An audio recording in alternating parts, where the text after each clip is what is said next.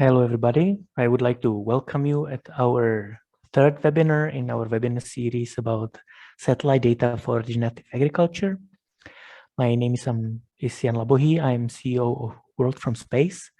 And I would like to talk today about how satellites are supporting regenerative agriculture efforts in the food production value chain. This is a third part of the series, so feel free to watch also the previous two. The recordings should be available on the Dynacro website soon. I think the first one is already there. For the second one, you will wait, I think, few more days, but it will be there, as well as the recording of this webinar that will be there available, as well as the presentation. This webinar will last around 30 to 45 minutes. If you have any question at any time, feel free to use the Q&A button that you have in your application. I will answer all of the questions at the end of the session, so in about 30 to 40 minutes. What we will be talking today, I would like to introduce at first our company, World from Space, and what we do in agriculture today. Then we will have a look on regenerative agriculture, and especially on the use cases in the food production value chain, because it's very important how the food production industry is changing today, what are the key things that we need to address. And this webinar series is meant to search for partners, because at Dynacrop we're developing the new service for regenerative agriculture, and we invite you to take part in this process as part of the co-design activities, because we want to develop it for you in a way that you can use it and it brings benefits to you and your customers. So for our company, we're based in the Czech Republic, beautiful city of Brno, and we're 5 years old with around 12 people working.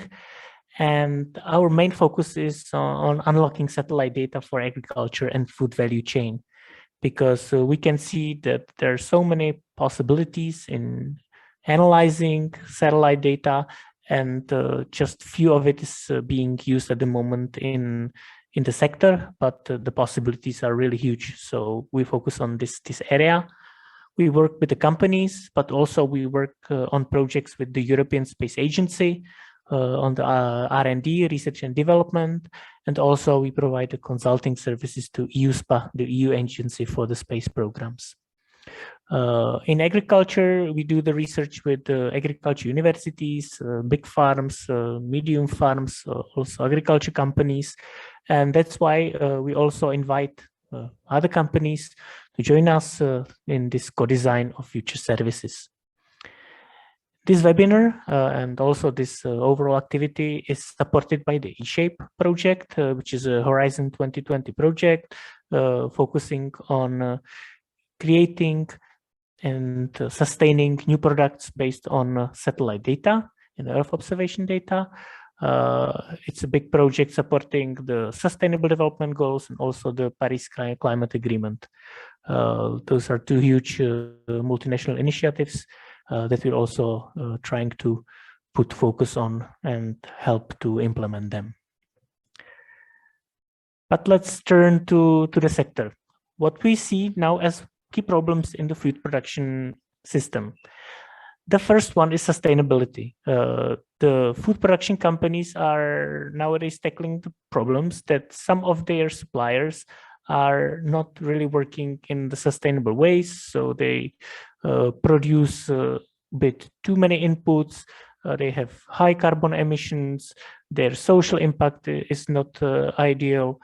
And overall, this is also economic-wise, it's not really possible in the long term. So the companies are already starting to put in place sustainability policies that will ensure that really they can produce the goods in optimal quality with lower environmental impact in the long term. And that's the key thing today, to really, the focus is transferring from short term into the long term.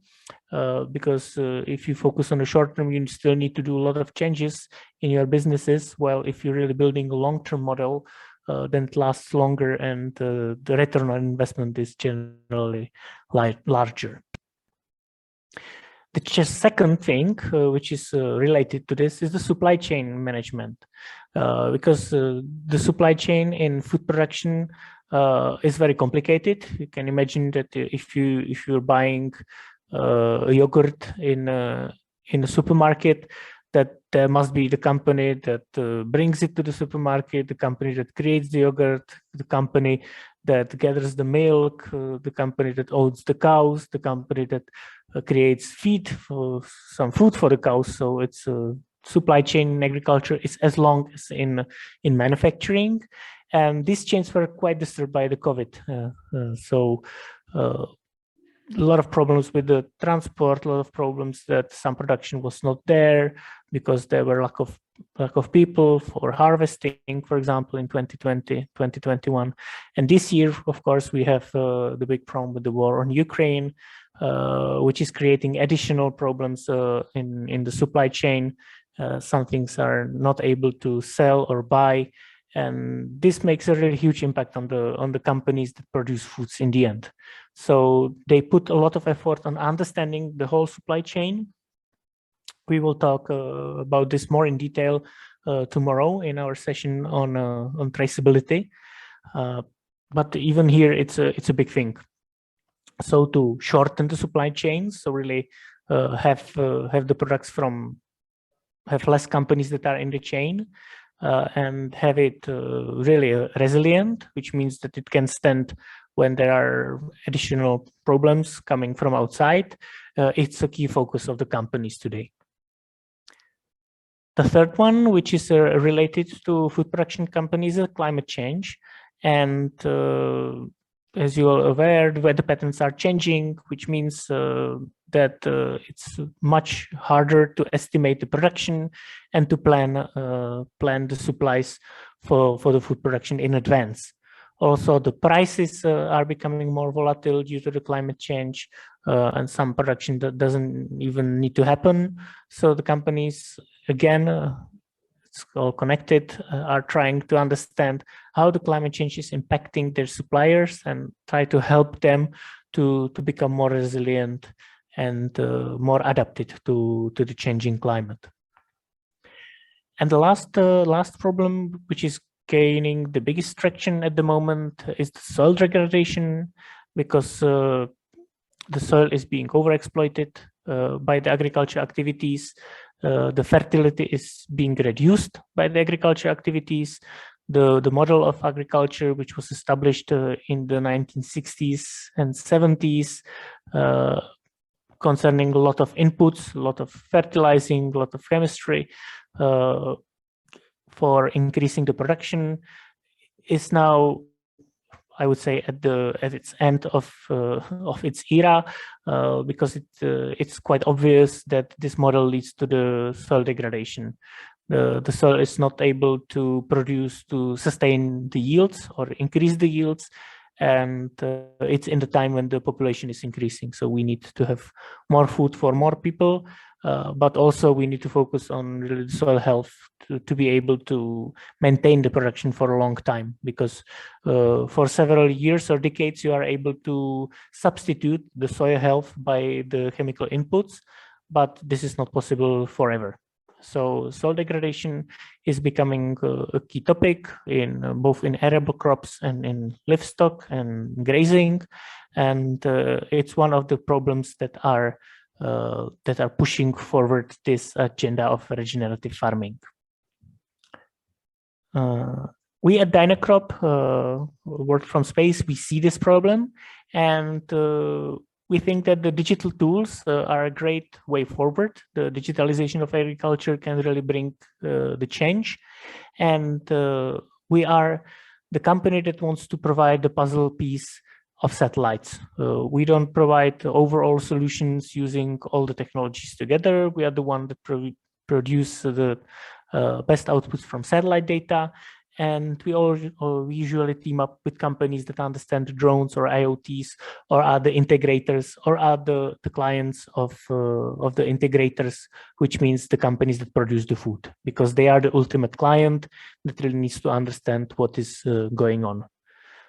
So this is what we do in Dynacrop.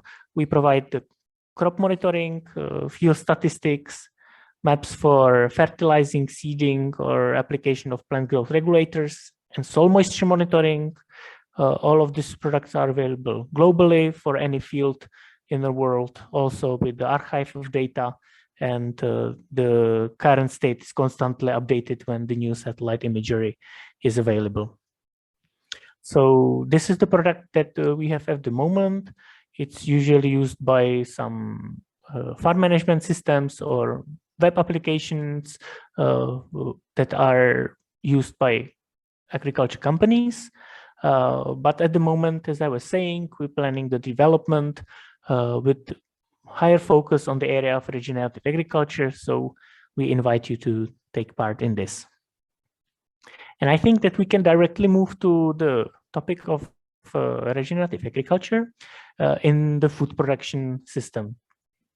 So if you would be more interested in the general idea of regenerative agriculture, it's something that was already covered in the first webinar. So here we will more focus on how does it look at the food production value chain.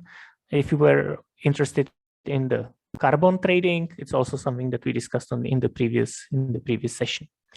But here, for the companies that produce the food, this is really something about working with the suppliers. The food production companies have many of them, and if they want to sustain the quality of the food, the price of the food, and to keep their customers happy, they really need to think about changing the way how the food is produced today, because the overall ecosystem is changing. The millennials, they don't want to buy the normal food. They want to buy the food which has a positive impact on the environment. And regenerative agriculture is the practice that gets the most traction at the moment. The key idea is on restoring the ecosystem health and rebuilding the biodiversity and the soil health.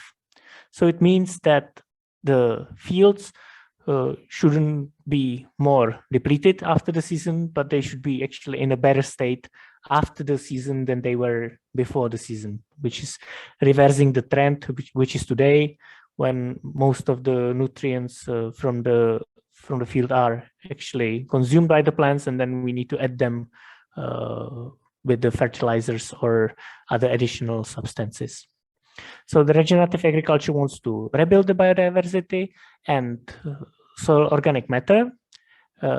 And by doing this, it's also helping to capture the CO2 from the air. So because the most of the organic matter is a carbon-based matter, and if we get it into the soil, it means that we take it from the air, which is the solution we are looking for, the climate change mitigation. So reducing the amount of CO2 in the air means that we will not have that severe climate change in the future. So in regenerative agriculture, we are putting together these two ideas, rebuilding the soil health and capturing the CO2 from the air. In the food production specifically, this usually means that the companies are creating new product lines that are based on the regenerative practices, and they can sell these products with a higher margin because it's similar to organic farming that you might know, and that the consumers already know. Organic farming is growing rapidly. I will have a slide on it later. But it's a practice that consumers know, and the regenerative practices are building on top of it. It's like better organic than we have until now. So this is the basic idea. And what does it mean with the farmers? So usually the big companies are working with the suppliers who are farmers, and they're trying to support them in the specific practices while they are creating the production that will be bought by the food companies. So the key practices here are the cover crops and crop rotation, which focus on the different crops being planted in the soil, are putting different things into the soil, which is this diversity is very good for the soil health. And the cover crops is helping the soil to be protected from the direct sunshine, from the water erosion or the wind erosion. So those are the two first practices. Then it's reduced tillage, which is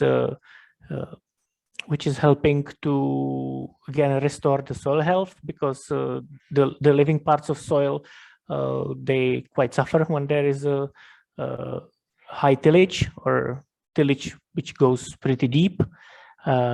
And if the tillage is reduced or if there is no tillage at all, it gives the opportunity to soil to establish the natural processes that increase the soil health. Another part of regenerative agriculture practices are connected to livestock, and it's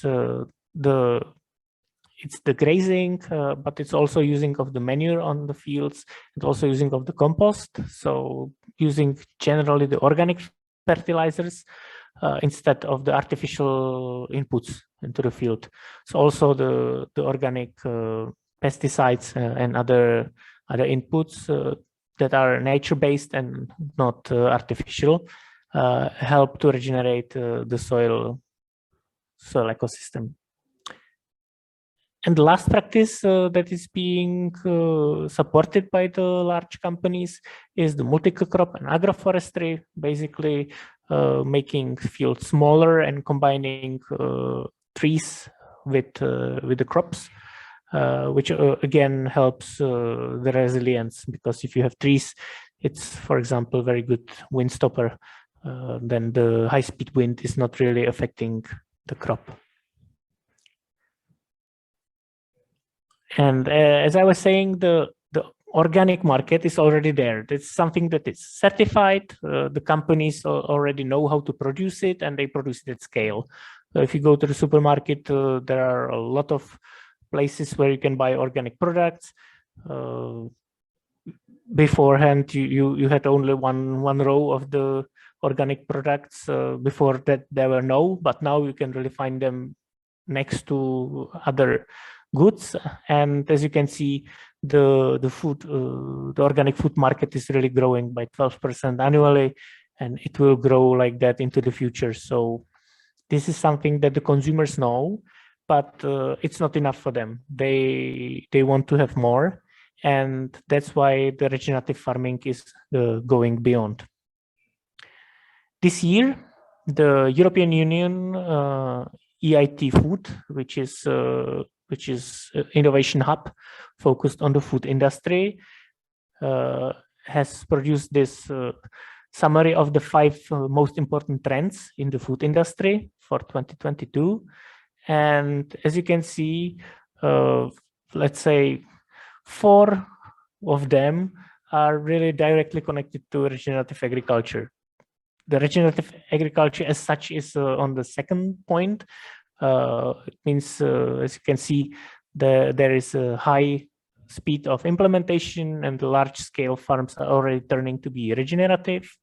But this is directly connected to the climate decision-making, which is at the side of the food production companies that use regenerative agriculture as one of the ways how to reduce their emissions.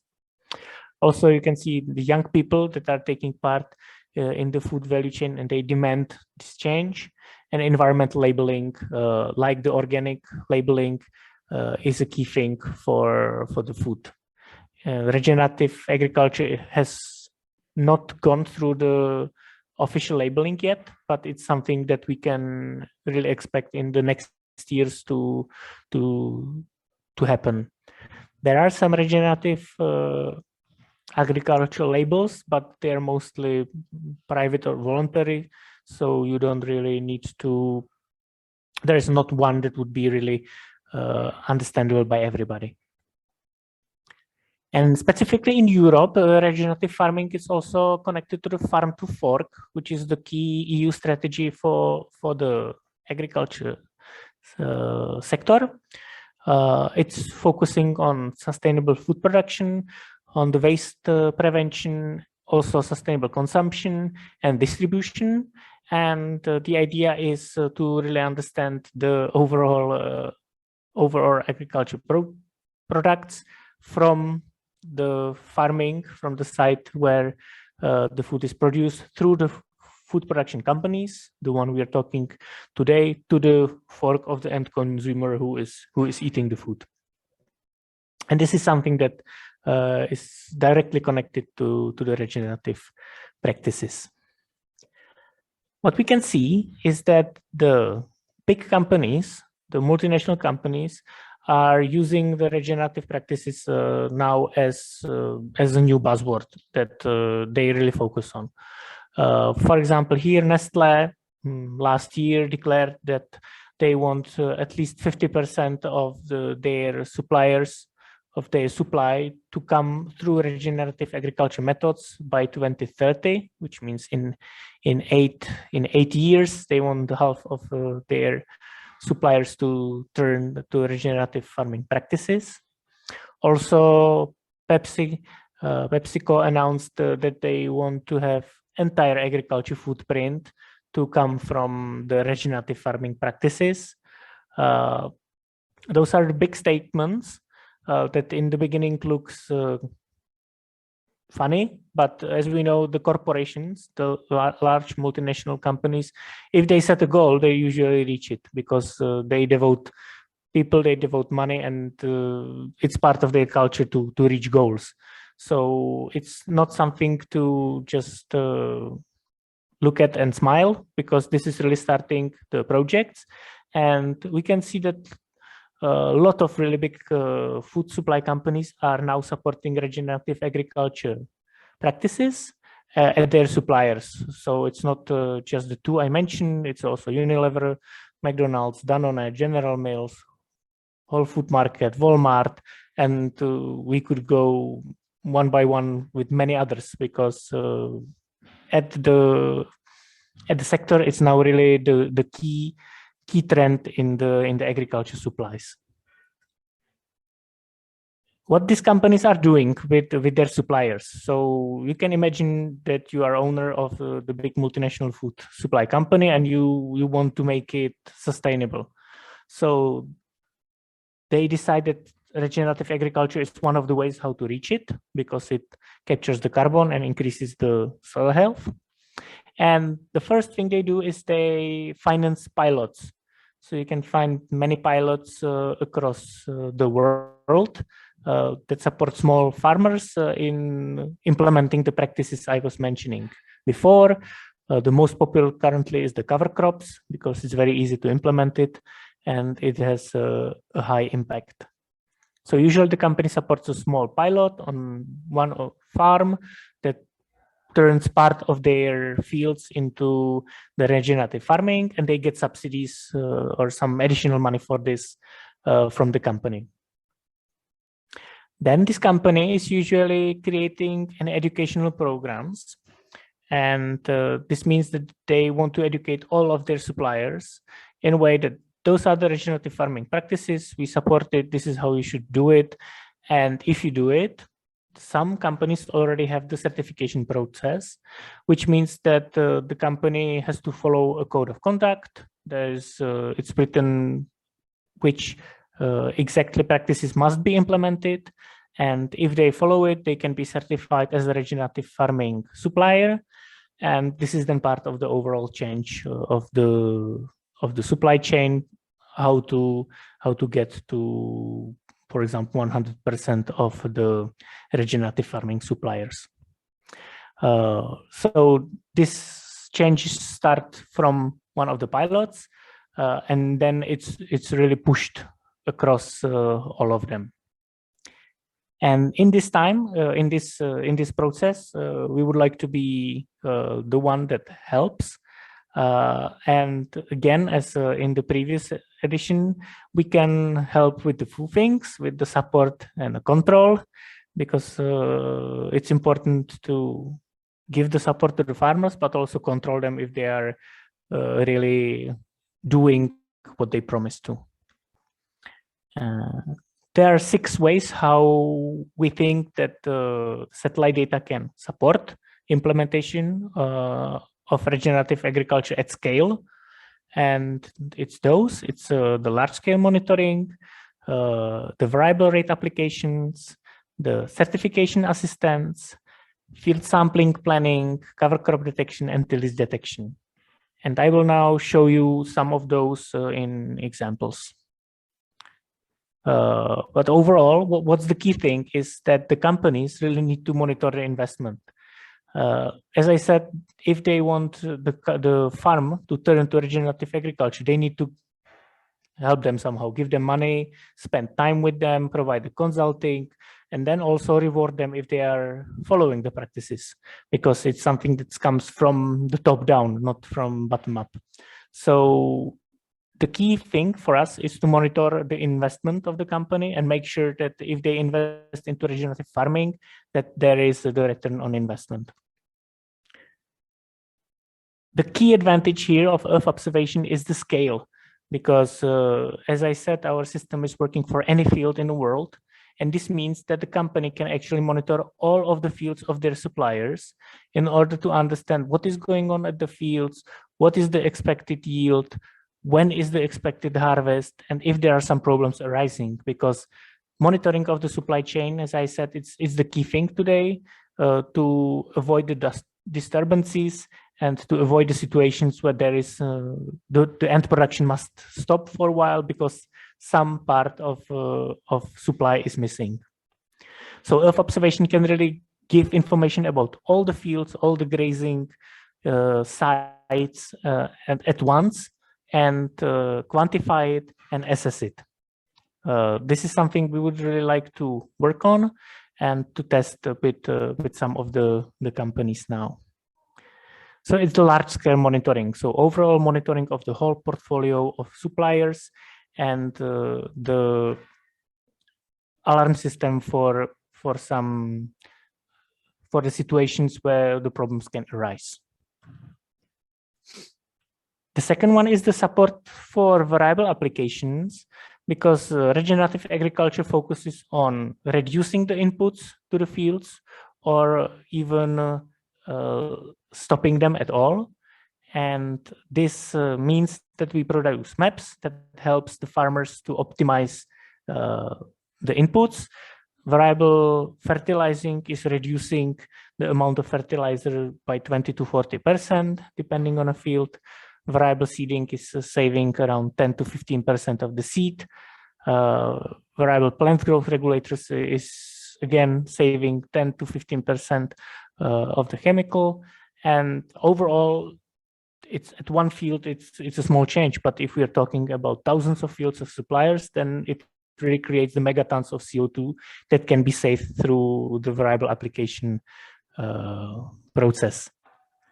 The basic idea here is that each field has a different zones that needs different treatments, and the standard agriculture practices are treating the field as one unified area and gives the same application to all areas. Whereas in the precision and regenerative farming, you want to focus on each zone in a field, what it needs, and gives it only what it needs and not more. Because today more than 60% of the fertilizers are being wasted due to the not right application. So this is the variable application support. Another support is with the carbon content monitoring.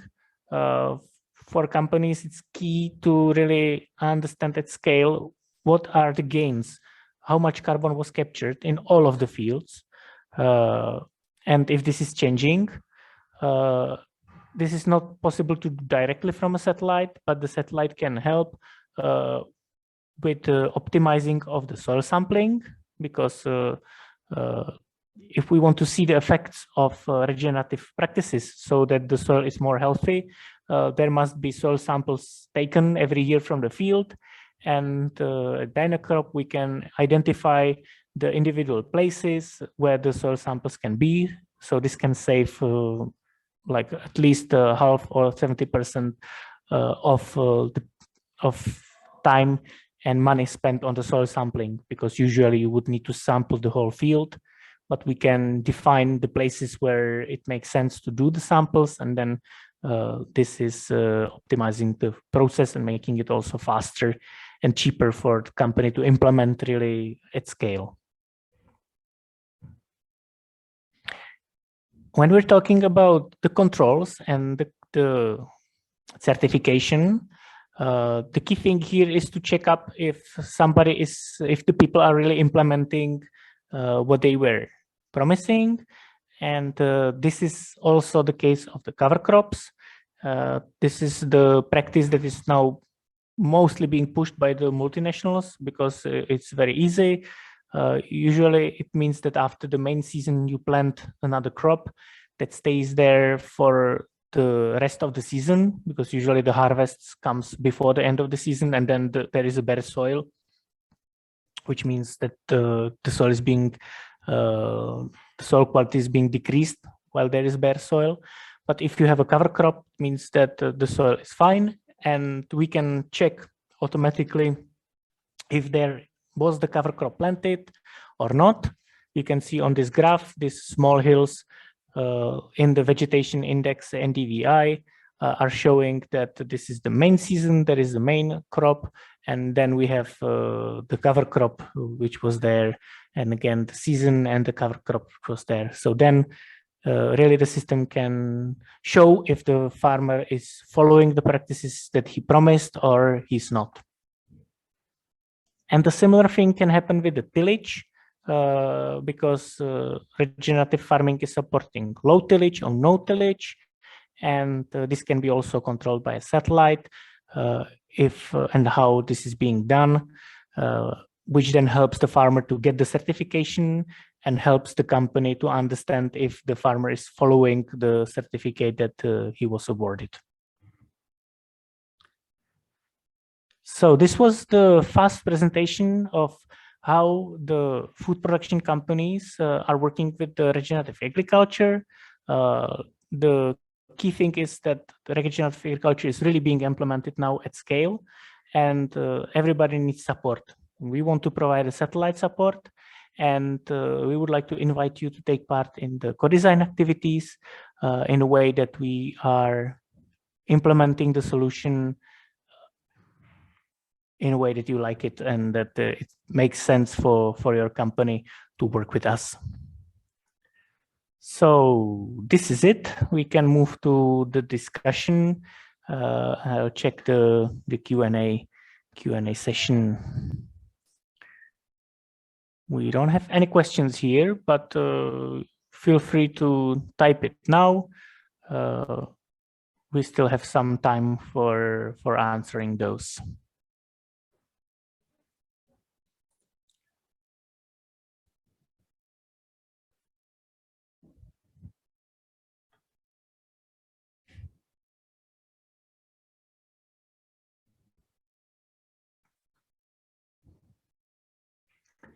For those who are not typing the questions now, you can always check our webpage, dynacrop.space, and book a meeting with me or send me an email, call me, send a message on WhatsApp. Just use the way that is most favorable to you to reach us.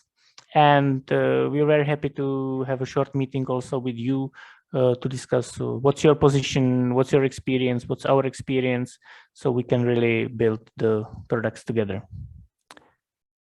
And we have a first question here. How precise is the field boundaries? I mean resolution. So that's a good question. And we will,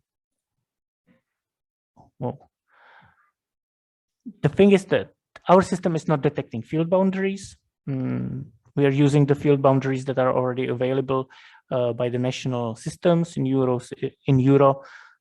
It's mostly from LPIS, the land parcels identification system. And there are also other companies that are producing the field boundaries. For example, in Europe, we have the DigiFarms company, which now is one of the leaders. Also, OneSoil is producing the the field boundaries, and it's something that you can easily buy on the market. Currently, the precision differs in countries, but generally it needs to be for tens of centimeters precise because of in Europe, at least, because of the subsidies from the Common Agriculture Policy that are based on the area that the farmer is working on. So they need to set up the boundaries and send it to the national authority, and then the boundaries are also available if you know how to reach them. But this is not something we focus on, but if you're interested in this, we can connect you to the companies that are focusing on the field boundaries production. The next question is, how can we track tillage? That's a very good question. The tillage detection is based on mainly Sentinel-1 and Sentinel-2 data, which are the key sources of information we're working on, as well as with the more precise data sets when necessary. From Sentinel-1, the key thing is in monitoring the roughness of the surface, which is substantially changed when you till, because the tillage as the process is really changing the way how the soil is lying, and what are the pieces, how big are the pieces, and how they are located in the field. So this is one of the ways how you can monitor it from Sentinel-1. The advantage is that Sentinel-1 is working also in the cloudy weather, so you can really detect it in the time when it happens. With Sentinel-2, we use a special vegetation indices, which is focused on tillage detection. It has a special formula, and it's working with the optical data. It has, in some places, it has a better quality than the Sentinel-1 detection. In some places, it has worse, but always it's better to combine both sources of information into the one, and that's what we are doing.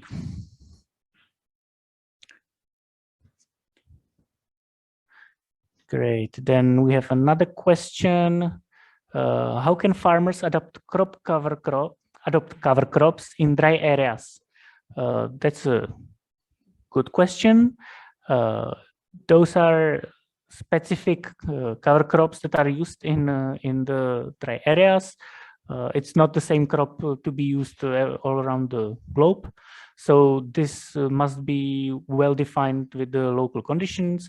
But for most of the conditions, there is a cover crop that can stay and survive the dry conditions. Of course, if there are some places that the drought is in a way that nothing can grow there, then the cover crop cannot be implemented. And the regenerative farming, as I said, it's an open community of people who wants to make the soil better, not really follow all the rules as they were written. So for each piece of land, there is a different thing to be applied. It's also with the tillage. Somewhere the no tillage is really good. Somewhere a low tillage will provide a better result than no tillage, for example. So this must be really done together with the local farming consultants. That's also the way how we work.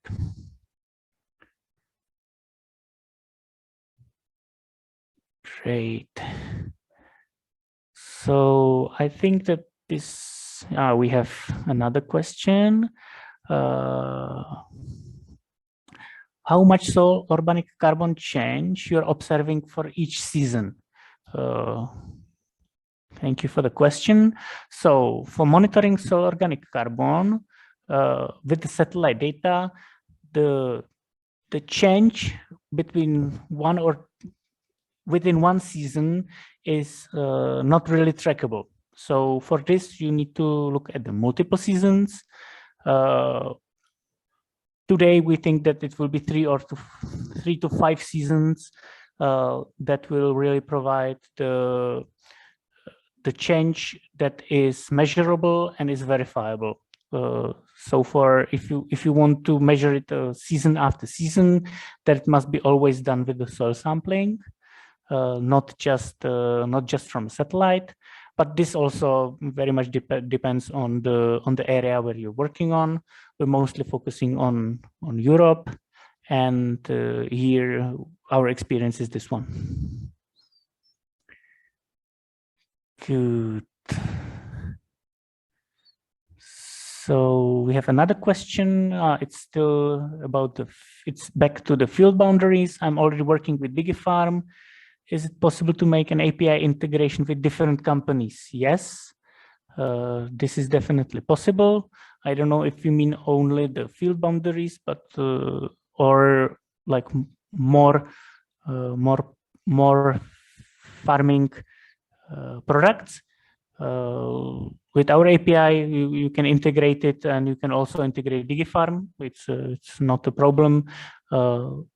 I would say it's even better. We always believe in the synergy. We think that when we're changing the agriculture, the task is so big that we cannot really find our small piece and then just try to do everything on this small piece. It's about the cooperation. So we always encourage companies to work together, and we are open to work with many of them.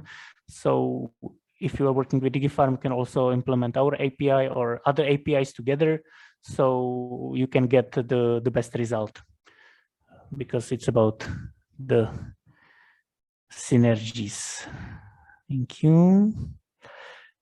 We have another question. Have you calculated nitrite emissions while applying chemical-based farming?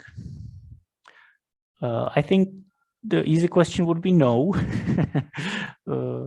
because we didn't really count it. On the other hand, we are working with the calculations of nitrite emissions that somebody else did.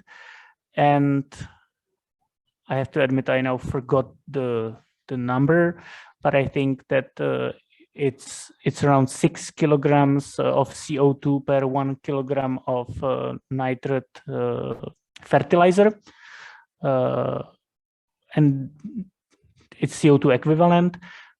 Those are the figures that you can find in the scientific papers, also in the IPCC guidelines, the International Panel on Climate Change. So we're not doing this research on our own, but we are taking the results of the research that other companies and other scientists are providing.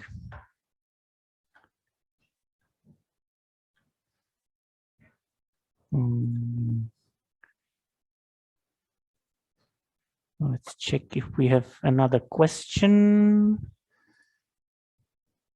Not yet. So you can still type in other questions. Meanwhile, I will invite you for the other workshops. This is the third workshop of our series, so we will still have 2 more. One tomorrow that will be focused more on the food tracing, traceability, and the combination of blockchain with satellite data. And we will have June 16, the last one. It will be like a summary about all of the different fields and the way how we think that we will handle this opportunity in the future.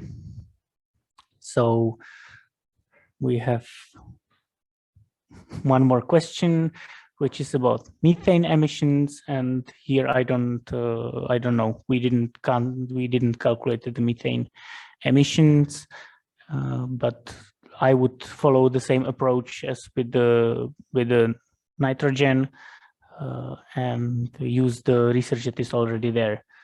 We're working together with a company focused on climate change mitigation and adaptation, and they're using the IPCC guidelines on the emissions from different ways of agriculture.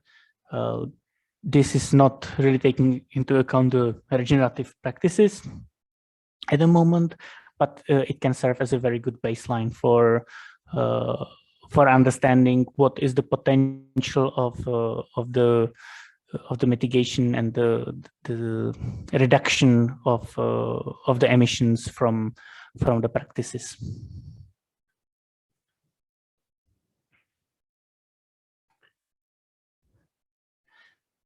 There is another question about recordings, as Damian has already answered. So the recording will be available on our website. And as there are no other questions, I would like to once more invite you to contact us and let us know what you think, what's your plan, and where are the areas where we can work together for achieving the good results and helping agriculture to be more sustainable, more regenerative, and more efficient in the future. So thank you for your time today. I'll be happy to talk to you or to see you tomorrow during our next webinar. Goodbye.